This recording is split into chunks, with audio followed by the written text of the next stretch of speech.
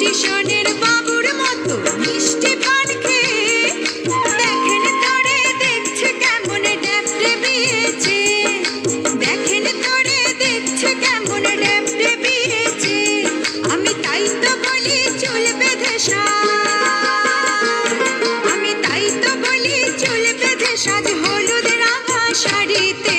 ঠাকুর জামাই এলো বাড়িতে, ননদি ঠাকুর জামাই এলো বাড়িতে। বলি ও ননদি আর দু মুঠো চাল ফেলে দে হাড়িতে।